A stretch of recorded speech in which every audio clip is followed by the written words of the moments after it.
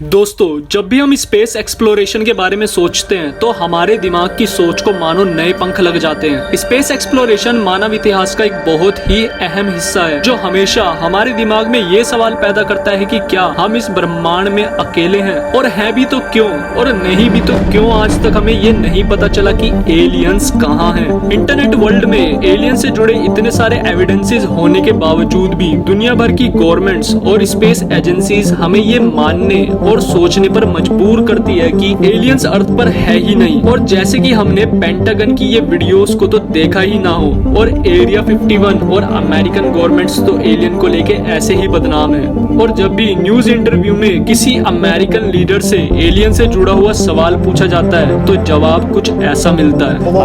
I can't reveal anything. Oh, really? तो सुना आपने ओबामा सर ने क्या कहा, that he can not reveal anything. मतलब एलियन से जुड़ा हुआ ऐसा कुछ तो है जो रिवील किया जा सकता है, पर ओबामा सर वो नहीं कर सकते। वैसे तो मेरे पास टाइम में ट्रैवल करने की कोई भी टेक्नोलॉजी नहीं है, पर आज की इस वीडियो में मैं आपको नासा के द्वारा पास्ट में किए गए एक हाईली क्लासिफाइड मिशन पर ले जाने वाला हूँ, जिसके बारे में बहुत ही कम लोगों को पता है। और जब आपको भी इसके बारे में पता चलेगा तो आपके भी होश उड़ जाएंगे।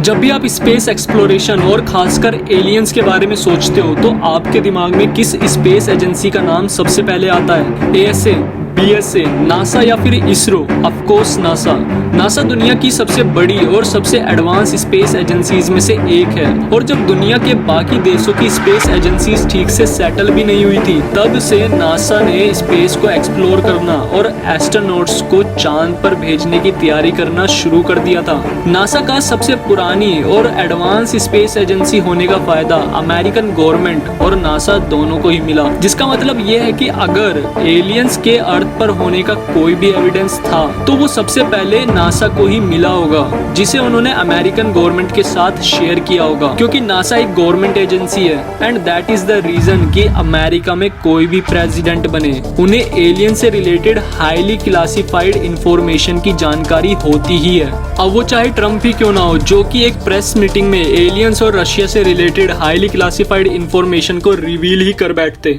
7 दिसंबर 1972 अपोलो 17 ये नासा के द्वारा किया गया लास्ट मून लैंडिंग मिशन था, जिसमें नासा ने अपने एस्ट्रोनॉट्स को चांद पर भेजा था। But according to NASA informations, Apollo 17 NASA के द्वारा किया जाने वाला लास्ट मून लैंडिंग मिशन नहीं होने वाला था, बल्कि अपोलो 17 के बाद नासा और भी 2 मून लैंडिंग मिशंस अपोलो 18 और अपोलो 19 करने वाला था। बट 1972 के बाद नासा के द्वारा अपोलो 18 और 19 को कैंसिल कर दिया गया, जिसका रीजन नासा ने अपोलो 13 मिशन को और नासा के बजट्स में कट्स को बताया। और 1972 से लेकर आज तक यानी कि 49 इयर्स तक नासा ने कोई भी अपोलो मिशन किया ही नहीं। ये कितना अजीब है ना कि जो नासा सिर्फ और सिर्फ 5 साल में 17 अपोलो मिशंस कर चुका था, उसने अचानक से मून मिशंस को ऑपरेट करना ही बंद कर दिया। वेल, नासा के मून मिशंस को कैंसिल करने के पीछे बहुत सी कॉन्स्पिरेसी थियरीज हैं, पर यह बात बहुत ही कम लोगों को पता है कि नासा अपोलो 18 और 19 के साथ अपोलो 20 मिशन को भी प्लान कर रहा था। नासा के द्वारा किए गए सभी अपोलो मिशंस में से सिर्फ और सिर्फ अपोलो 20 ही एक ऐसा मून लैंडिंग मिशन था जो कि हाईली क्लासिफाइड था। जी हाँ दोस्तों, नासा ने अपोलो 17 को लास्ट मून लैंडिंग मिशन बोलकर अपोलो 18 और 19 को तो कैंसिल कर दिया था, पर नासा ने एक लास्ट मून मिशन जो किया था वो था अपोलो 20। अपोलो 20 एक highly classified moon landing mission था, जिसे 1976 में नासा के द्वारा एग्जीक्यूट किया गया था। अब यहाँ पर सवाल ये उठता है कि अगर अपोलो 20 मिशन इतना ही टॉप सीक्रेट था तो ये बाहर कैसे आया, और इस मिशन में ऐसा क्या था जिसकी वजह से नासा ने इस मिशन को टॉप सीक्रेट रखा। विलियम रूटलेज नासा के एक फॉर्मर एस्ट्रोनॉट है, और विलियम रूटलेज के अकॉर्डिंग रूटलेज नासा के अपोलो 20 मिशन के ही नहीं बल्कि अपोलो 19 मिशन के लिए भी नासा के द्वारा सिलेक्ट किए गए कमांडर थे। और विलियम रूटलेज के अकॉर्डिंग अपोलो 20 मिशन को अगस्त 1976 में नासा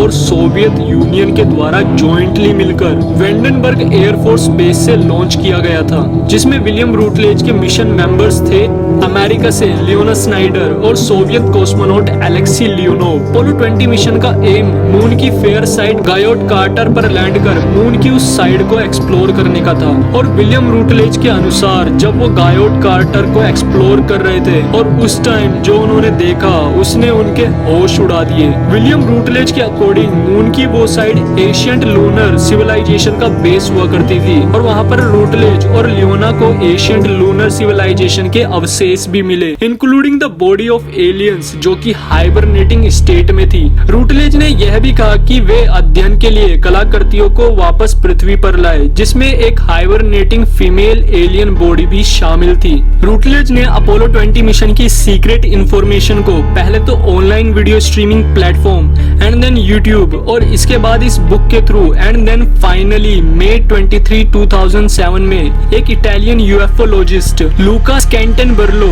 को याहू मैसेंजर पर इंटरव्यू देते हुए शेयर किया था और अपोलो 20 मिशन की कुछ वीडियोस को उन्होंने एक यूट्यूब चैनल पर भी अपलोड किया था, जिसका लिंक आपको वीडियो के डिस्क्रिप्शन बॉक्स में मिल जाएगा। इस बात में तो कोई शक नहीं है कि नासा के द्वारा ना जाने आज तक कितने सारे सीक्रेट स्पेस मिशंस को किया जा चुका होगा, पर क्या आप लोगों को पता है कि बहुत से लोग अपोलो 20 मिशन की सीक्रेट इंफॉर्मेशन को फेक मानते हैं और अपोलो 20 के कमांडर रूटलेज के द्वारा अपोलो 20 मिशन की जिन वीडियोस को शेयर किया गया है उनको भी इन लोगों के द्वारा एडिटेड और फेक बताया गया है। और अगर आप इस चीज को और इस टॉपिक को और डीपली एनालाइज करने की कोशिश करोगे तो आपको पता चलेगा कि अपोलो 19 मिशन के कमांडर का नाम रूटलेज था ही नहीं। नासा के फॉर्मर एस्ट्रोनॉट रूटलेज के द्वारा लीक की गई ये वीडियोस कितनी रियल है और कितनी फेक ये तो हमें नहीं पता, क्योंकि ज्यादातर लोग इंटरनेट पर ऐसी चीजों को फेमस होने के लिए ही शेयर करते हैं। पर अपोलो 20 मिशन का केस इन सभी केसेस से बिल्कुल अपोजिट है, क्योंकि इंटरनेट की किसी भी एक पर्टिकुलर वेबसाइट या वेब पेज पर आपको रूटलेज से रिलेटेड कोई इंफॉर्मेशन मिलेगी ही नहीं। पर जो बात इस मिशन में हमारे फेथ को और ज्यादा बढ़ा सकती है और हमें इस मिशन को और ज्यादा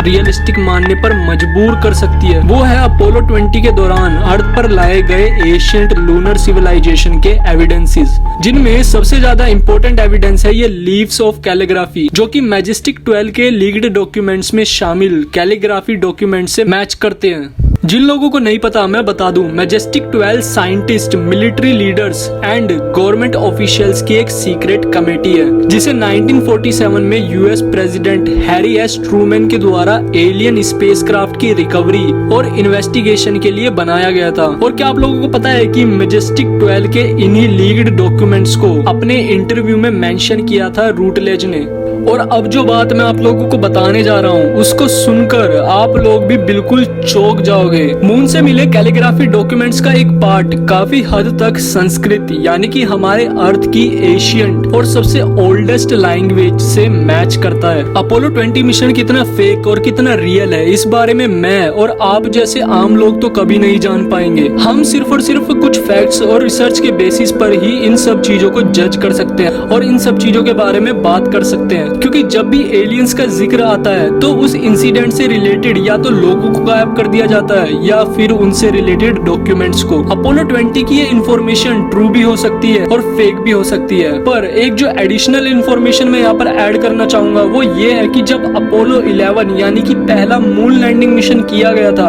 उस दौरान नासा और नील आर्मस्ट्रॉन्ग के बीच में 2 मिनट के लिए कनेक्शन टूट गया था और उस दौरान नील आर्मस्ट्रॉन्ग ने नासा को एक सीक्रेट मैसेज भेजा था जिसमें नील आर्मस्ट्रॉन्ग ने मून की फार साइड पर बहुत सारे एलियन स्पेसक्राफ्ट्स को देखने का दावा किया था,